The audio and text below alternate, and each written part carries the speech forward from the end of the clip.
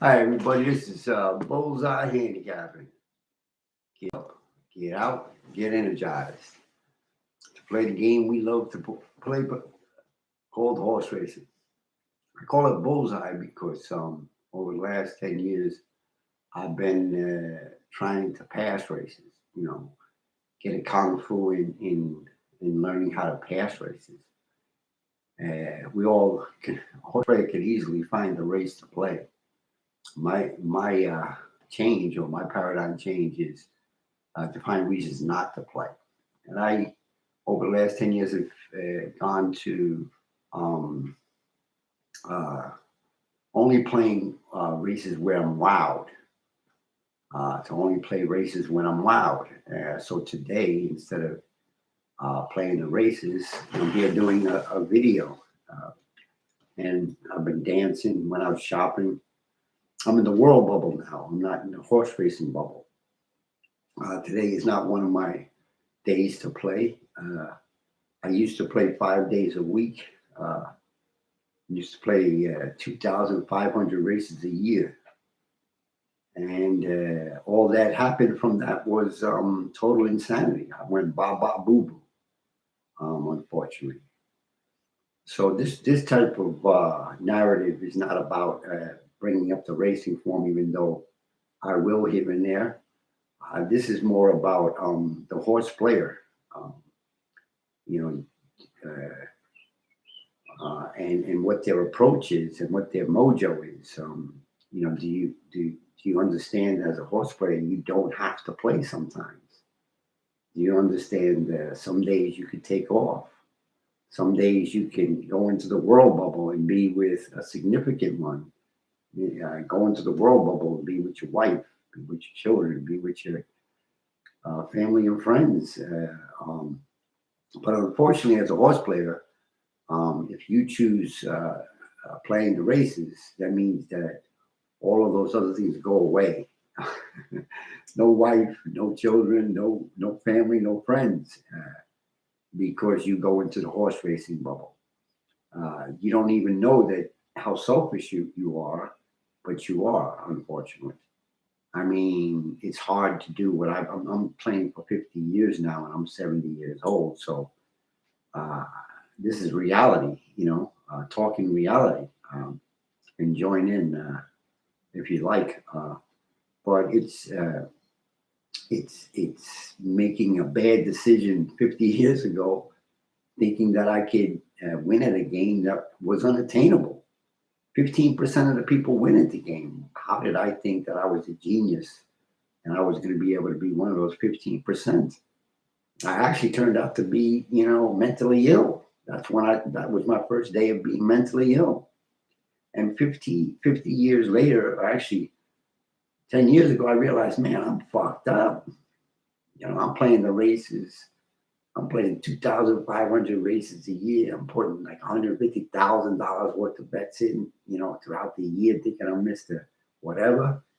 And really, I'm just learning how to be an insane person and not a normal, regular dude who has balance or has a little bit of control.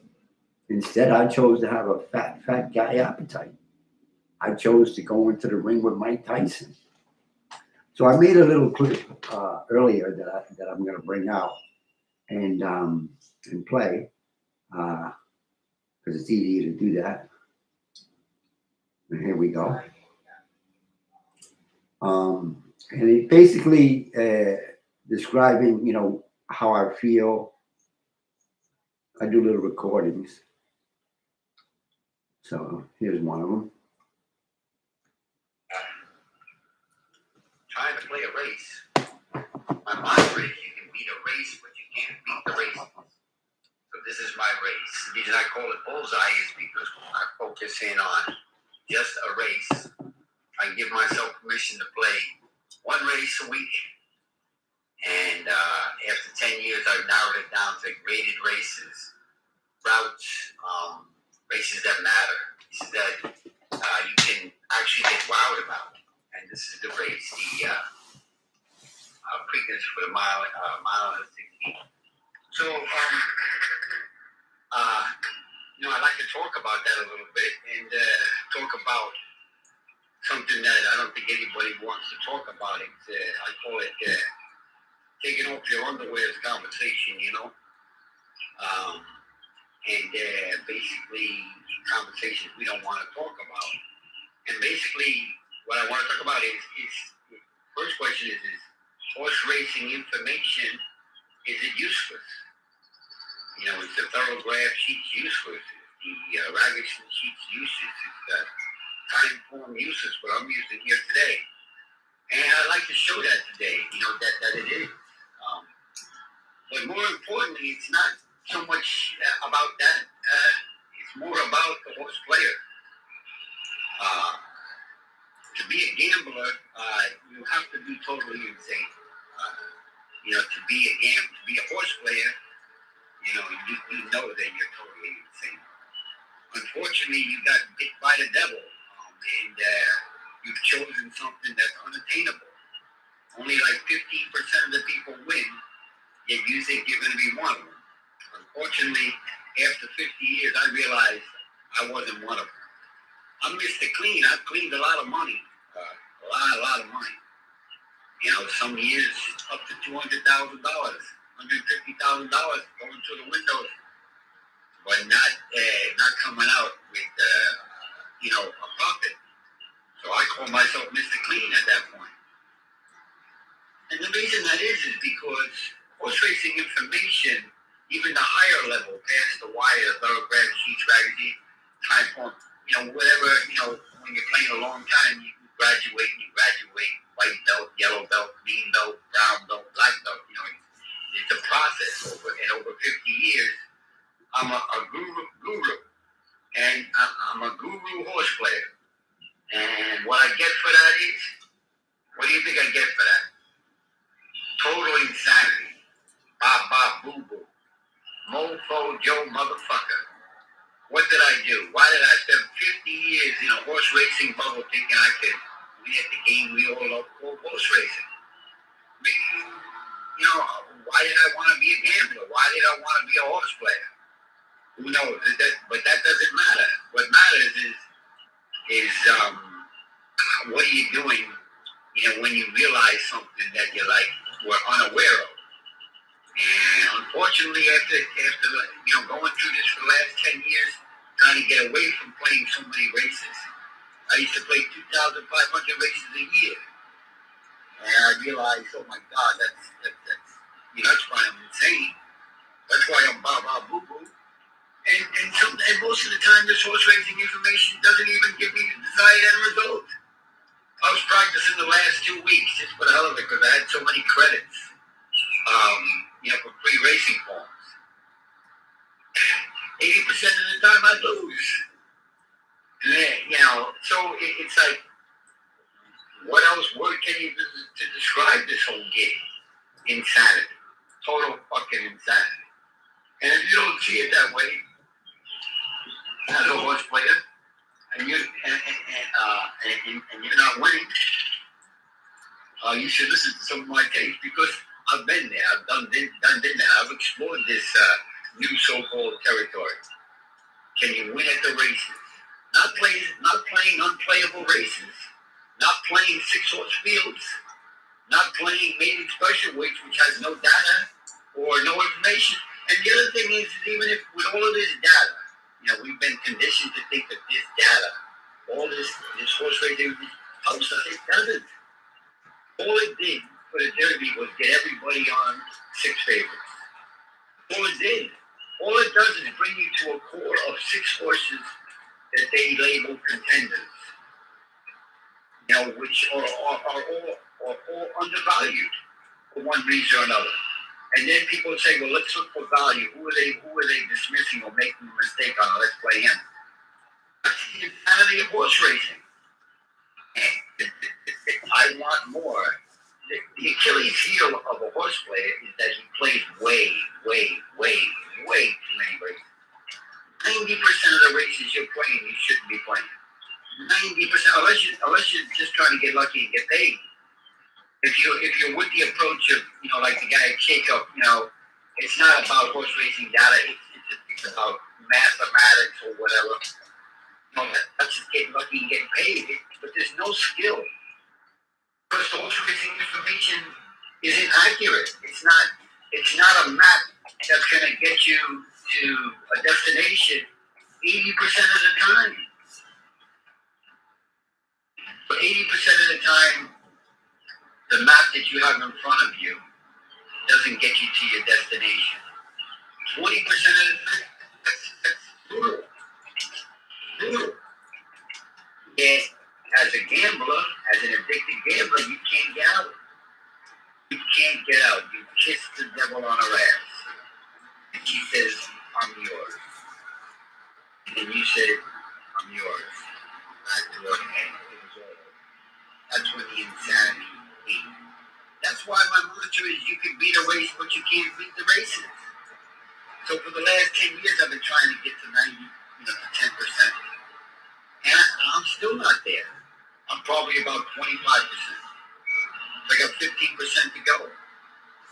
It's hard. It's hard to change.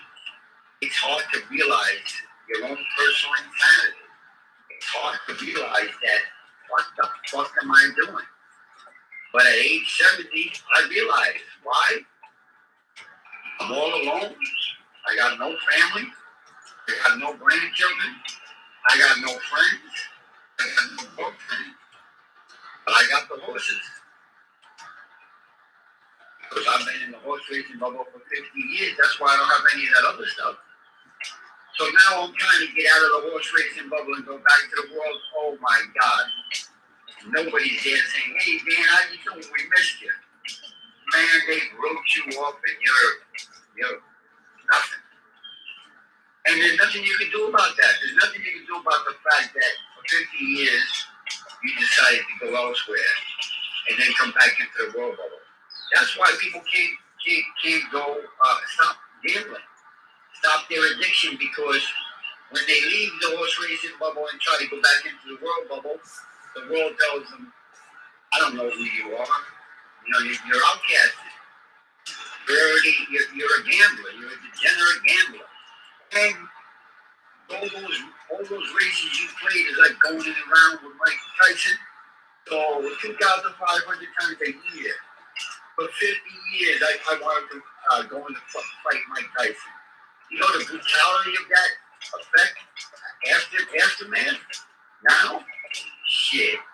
I'm so fucked up and beat up, and I didn't even lose all that much money every year. The war, playing race after race after race after race after race after race. The outcome would come for me. I become a winner all of a sudden. What the fuck is that called? Insanity. Total insanity. Again, I told you this is about taking your soiled underwears off and shit. Conversation. I give myself 10%, I can play one day a week on Saturday. That's what it's come down to.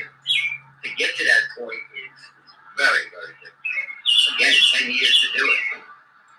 But if you want to save your life, get back your life, get back your sanity, lose anxiety, stop smoking, stop drinking, stop doing whatever forced you to get to the brutality of playing race. You thought that playing the races was an enjoyable experience. The derby. You thought that the Breeders' Cup, but after the Breeders' Cup, it's almost like you went downtown in a tuxedo. I mean, you went down to home in a tuxedo, a white boy in a tuxedo, and you brought your girlfriend. You're going to get your fucking ass brutalized. And I did for 50 years, not 1 year, not 2 years. 50 years of playing. And what do I have? I have a big ass, almost the size of my wall, diploma that says you graduated and get a doctorate in insanity. You graduated and get a doctorate in insanity. Motherfucker, I didn't want no doctorate in insanity. when I started this game. I wanted to be a winner at the races, but you can't. And again, it's not just the horse racing data, it's you. The races you select to play is the most important part. You shouldn't be playing, God, 90% of the races you're playing maiden special weight, and you're a breeding expert. You're playing a 6-horse field, and 4 of them are 3-1. You're playing a turf race with drop downs, moves ups, 13-horse field, and you're going to pick the winner. With magazine sheets, with thorograph sheets, with timeform, with pace analysis, with race length, with all that bullshit that all it does is, again, feed your insanity. Horse players, I think, after playing for 50 years, are addicted to pain. They're addicted to getting their ass whooped. They know how to get their ass whooped. They've done it for fucking 20 years, 15 years, 30 years. They have the mojo. I'll get them next year. I'll get them next time. I'll get the next race. The next race. I can get my money back. I mean, you could write like fucking libraries of bullshit that we come up with. Libraries. Because it's insane. Insanity has a lot of dialogue. But it's all fucking volcano, devil, horrible, Mike Tyson, going in a fight with Mike Tyson experiences. You're gonna get your fucking ass whooped. So my thing is to try to help people, to tell them, make them become more aware of the brutality of the game we all love called horse racing. There's nothing attractive about it. And it's getting worse. Actually, it's not getting worse, it's the same. It's just any type of gambling. You know, if you don't have some type of edge, some type of system where you have a connection to someone who actually owns a horse or knows what's going to happen. Otherwise, it's just insane. You know, I'm not proud of the fact that I realized my insanity. I'm not proud of the fact that I finally became aware. It's debilitating mentally to learn, motherfucker, no wonder why nobody wants to fucking hang out with me. No wonder why nobody wants to, like date me or be a friend or, whatever. Because, horse players are selfish motherfuckers. They don't give a fuck about nothing but the horses. Nothing but the horses. If you're a horse player and you have a wife, she's not your wife. Your wife is the horse racing. Your wife has somebody else or something else and she's waiting for you to get the fuck out of here. Women are patient. They'll wait and wait and wait till you get the fuck out of here. And you will get the fuck out of here early because you smoke, you drink, you're sitting in front of a television for 8 hours a day. And that's the other subject that I want to bring up today was, the subject about you don't have to sit there for the whole 8 hours. You can mix it up. If you only play at the latter part of the day, don't get involved till that latter part of the day. Detach. That's the number one kung fu, to try to, recover from your insanity is you got to start passing races. Don't play races that hurt. Don't play races that bring you pain. Yeah, it's going to bring you pain not to play the race because you're addicted to playing races. But you have to retrain yourself. You have to retrain yourself to do things differently, especially if you're not being successful. And let those changes get you out of the deep end of the ocean, get you out of the desire to want to go and fight Mike Tyson. Like today, it's Thursday, right? Beginning of the week, most people play with Wednesday. So you got to play about 20, 30 races today if you want to play at least 10. I'm not playing any. None Friday, Done Monday, Tuesday, only Saturday, Monday, and then I'm not playing any other race on the card that day, except for the Preakness. And I'll go over that in another video. But the only way you're not insane playing the game you all love for horse racing is to become a specialist. And just to understand that you can beat a race, but you can't beat the race. You can beat a race, but you can't beat the race. So just play the one race, have one experience. You don't have to, like you're married, you just have a wife. You're not a gigolo where you gotta be like with 15 to 20 women a night. You're married. You're sane. You're not a gigolo and insane. A fat guy appetite. You can't have a fat guy appetite. Gio said that motherfucker's got a fat guy appetite, and he is, I think, maybe even more insane than I am, if not equal. I mean, he's on fire insane. We all love to talk. Horse players love to talk and are totally full of shit. But God, man, who cares what selections we have? It's not about that, because we're gonna all have the same selection. That horse racing information is gonna bring you to the same 4 horses, to the same 3 horses, to the same 5 horses. And horse players have been trained now to play pick 3 and daily doubles, pick 4, and pick 5, because now all they're trying to do is find the winner. Bullseye handicapping isn't trying to find the winner. I don't give a fuck who's gonna win. I'm trying to find who is the key to the race, who's gonna hit the board at a generous price. You guys are dismissing. Who's gonna hit the board? I'm not playing the same game you're playing. I don't want to be a winner. I want to be a So the second part I wanted to bring up was, and which I think is actually more important, is trying to learn to do other things when you're passing races. Because you have to learn to pass races. Hold on a second.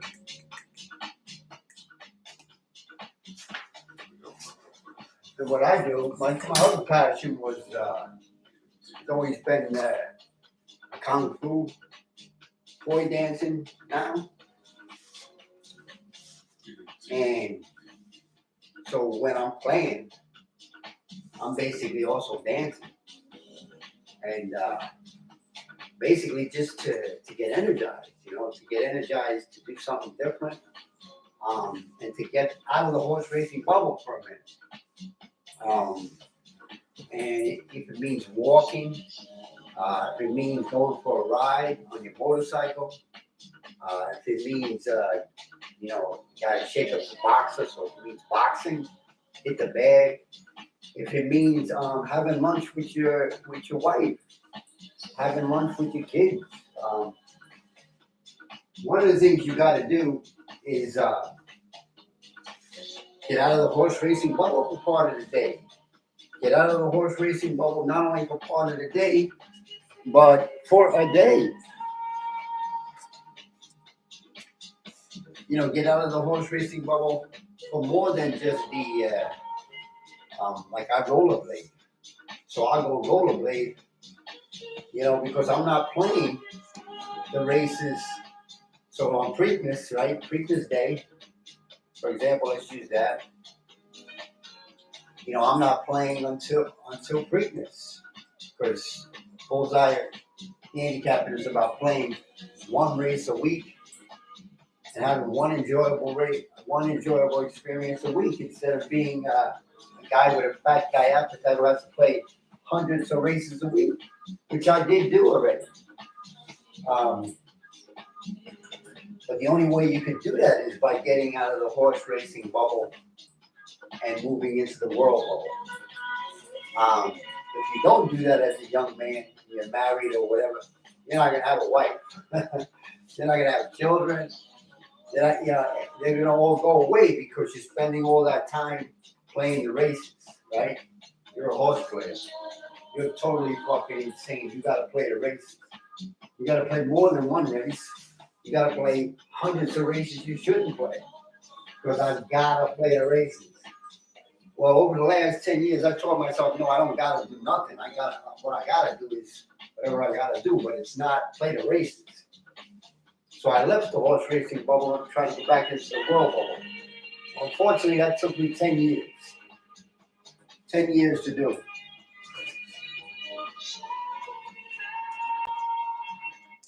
So that took about 10 years. And that's where I am now. I still have to reduce about 15% more that I don't want to play. And there's only one way you can do that, and that's by not opening the racing flag. Like I said earlier, horse racing information is useless anyway. I play just graded stake races. You can get just more than enough information just by listening to videos and everything else. You get the thorograph sheets free. You get timeform free. I mean, it's free because you're just playing the race that they want to market, which is the feature race. Which so I want, I just get all free information, don't pay for nothing. Because I also know that this information, it's useless because that's what everybody else is using this. And also, there's no way, they don't tell you on the racing form whether a horse is sick or not. They don't tell you on the racing form whether the horse is going to be stiff today or not. They don't tell you today whether there's a different plan going on for this race, and it doesn't include that horse winning. Horse racing information doesn't show that. Thorograph sheets don't show that. Record sheets don't show that. That's why I think horse racing information is useless. But again, getting back to distractions, this is basically learning to do other things. You basically have to retrain yourself. You got to make a paradigm change, but that shouldn't be so difficult because your ego's been busted. You can't win at the races. You know now.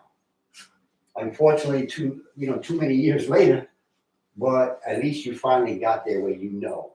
You know you can't win at the races. Maybe you could beat a race once in a while, but you cannot beat the races. So I don't try to anymore at all. I basically want to go back into the world bubble, which is very difficult now. But it's not as painful and difficult as losing at the races. How many horse players are playing today? Instead of waiting for races that matter. The grade 1 races are covered. They matter. I mean, look at the Preakness this year. It's going to be 14 horses. That's a race that matters. Look at the card today. That's some of these cards, 6-horse fields. Some of these cards, all 4 or 5 of the races are made in special weights. But players will play that anyway. Instead, what they'll put together is some kind of like pick 4, pick 5, and find a way to play a race. As a horse player, you have to try to find a way not to play the race because you're putting in your hard-earned money. And I think, unfortunately, horse players forget that. They forget that this investment costs money, and that money you worked hard for. I know I forgot it, and but I don't. As an older person, you can't make money the way you used to make it. Now it's harder to come by, So you have to restrict yourself. You got to get a black belt in the art of restriction. You got to get a black belt in a different area. And the only way you could do that is by realizing that horse racing information is useless, and that useless information is you're just addicted to it. You're addicted, like the guy who passed away. He's addicted to the numbers, and that he believes that those numbers are going to get him a desired end result, and it probably does once in a while. This is my other problem I wanted to show you.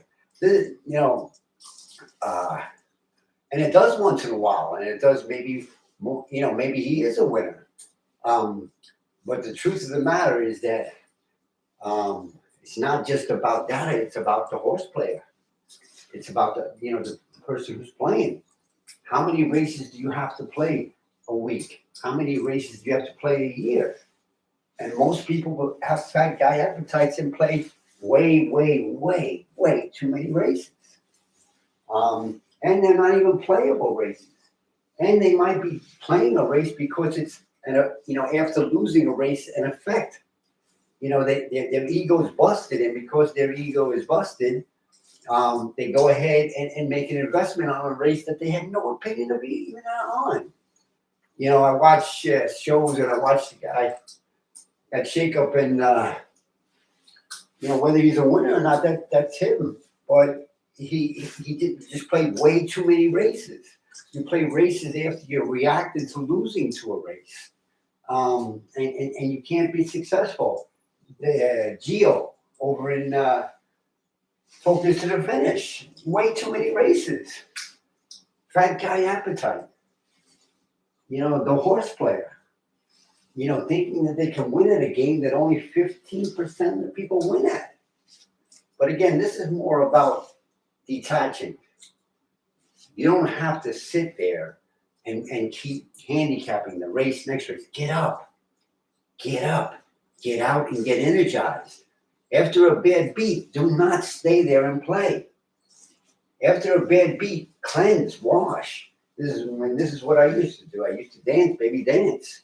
And I'll dance for, 6 hours a day now. And I used to dance then, probably during that whole 6 hour, 6 hours, 8 to 10 hours that I was playing. And this is a positive pass. This doesn't hurt. Playing the races was a negative passion, and it hurt. Because I was addicted to pain. I was addicted to getting whipped in my back. That's where I got pleasure. Let me play a race so I can lose. Let me play a race so I can lose. That's what I normally do, so I know that'll happen.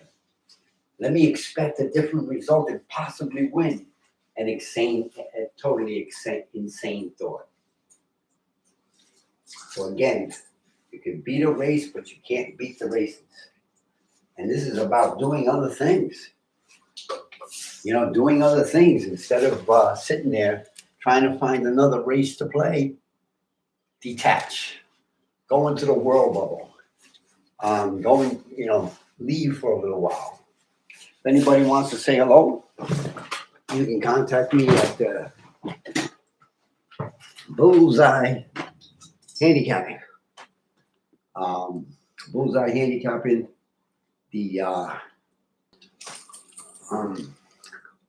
One second.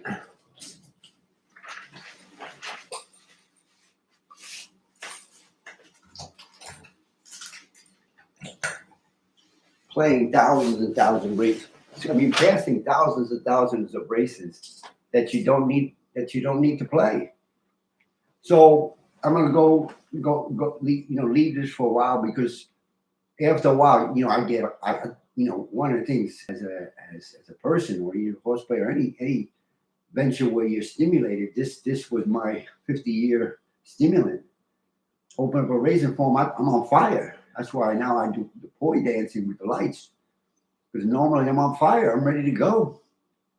So normally, today's Thursday, I'll be playing Aqueduct, I'll be playing Churchill. And I'd be looking at Laurel, right? I'd be looking at Laurel and, to get the track mojo, right? I want to see what the mojo is. I don't care about sprints because I'm just playing the Preakness. I just want to see what they do, like in a mile and 16th. And if they play, they probably don't have that many races, but that's it. But really, does that, and also just to do some research on, the track for a profile for that. And the good thing is that on graded races, grade 1, 2, and 3, they're covered. So you can get all kinds of hidden gold. And as a horse player, you got to try to find the hidden gold, many, many layers beyond the obvious. Hidden gold, many, many layers beyond the obvious. And there's no way you can find that if you don't do an odds board. I do what's called a crystal clear clarity board. You write that down. A crystal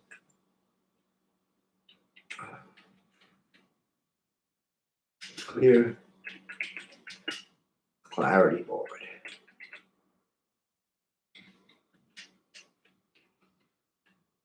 Let me show you what it looks like. That's not right. Oh. So for the Preakness, this would be an example of the crystal clear clarity board right here. All right, so what I would do is I just show you the odds. So I give an odds. So for the one horse, I gave him 5-1, the 2, 20-1, the 3, 50-1, the 4, 70-1, the 5, 20-1, the 6, 5-1, and so on. And then what I do is I basically make a crystal clear clarity board. So basically, this is how they look. The horses. With their odds. You got the 1 horse, the 9, the 10, and the 13, and the 6. Those are the horses that everybody's going to gravitate towards. So basically, these horses up here. Let me move this back down a little bit. Yeah. So yeah, there you go. These are the horses here. The 1, the 9, the 6, the 10, and the 13. That's who's probably going to be talked about on most of the shows. That's what probably people are going to come up with. As the looking at horse racing information, looking at timeform, looking at whatever information you look at. These are the horses that are going to come up, probably, in my opinion. It's going to be these 1, 2, 3, 4, 5 horses. It's a big field, and then you're going to have these guys here, the 14 and the 12. Just put a thing there. The post is going to be bad. The hitting gold in that situation was, when Randy Morse talked about how, it was either on that Randy Morse show, talking about how the outside post and how much of a disadvantage that is. So, but their odds, were in the mid, and then these horses here are the horses that and it's kind of cute the way it is, the 3, 4, 8, 2, 5, 7.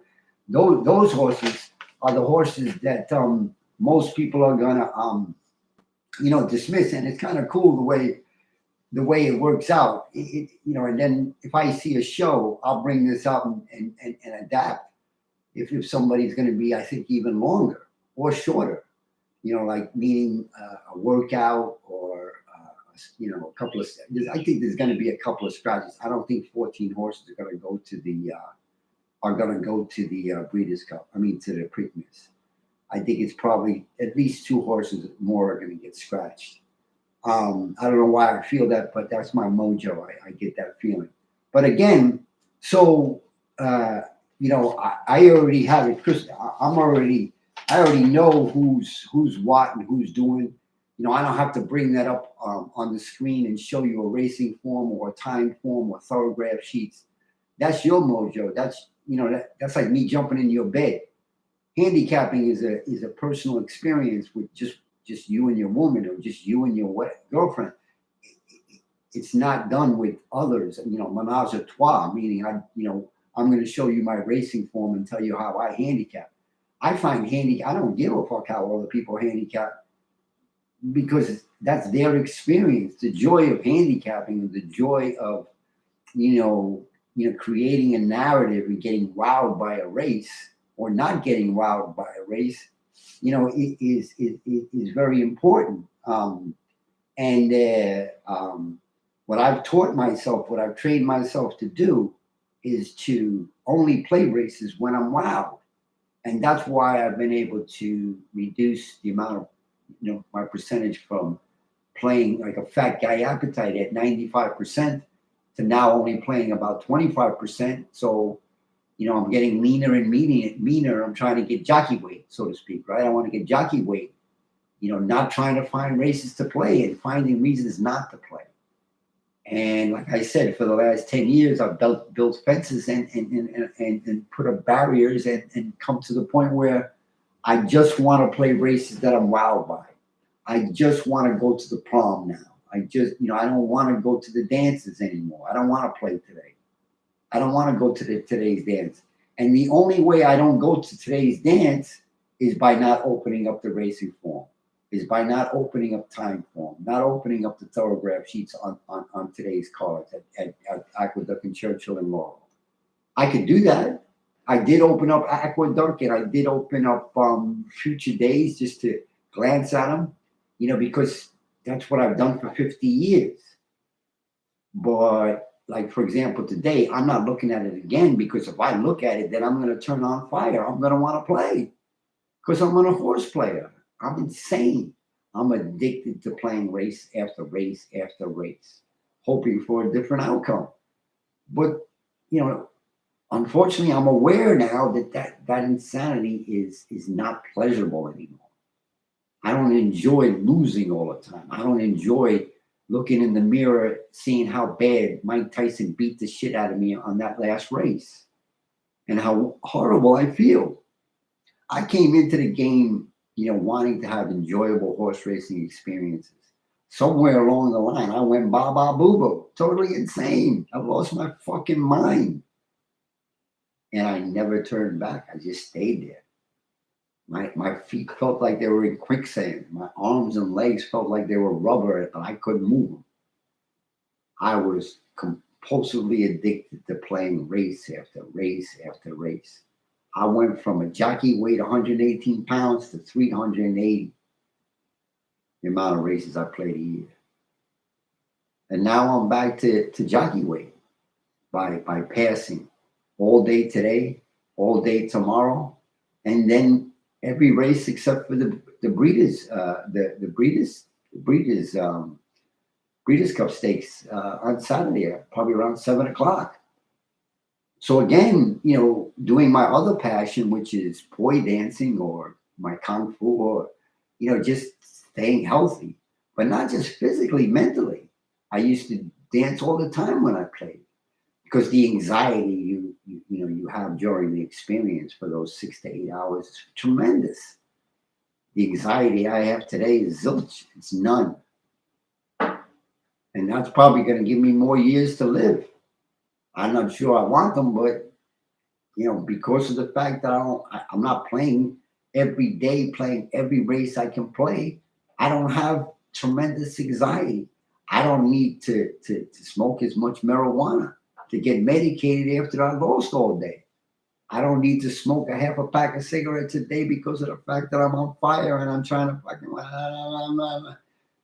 crazy insanity. Thank God that I actualized and finally got to this point. Thank God that I finally walked through the fire and said, motherfucker, you're insane. Get the hell out of the ocean. Get out of the middle of the ocean. Get away from Mike Tyson and get on land and take it the fuck easy. And I think that my black belt in that is learning I can't do this anymore. I can't try this to be one of the 15% winners. I'm not that guy. I'm not him. I'm not going to be that guy. So I give myself a taste once a week on wow races. And I made a paradigm change from being a 380 pound fat ass motherfucker who's addicted to gambler to jockey weight, recovering, from being an insane horse player. Any type of gambling is insane. Well, I chose horse playing. Yeah, I enjoyed it along the way, but I wouldn't do it again. I wouldn't have chosen this again. Because after 50 years, all you learn is that you're fucking mentally ill and you don't have anybody with you. There's no wife, there's no children, there's no family, there's no friends. It's just you in this bubble, a broken horse racing bubble. And now you're in the world, but you're all alone. If you stay playing, that's what happens.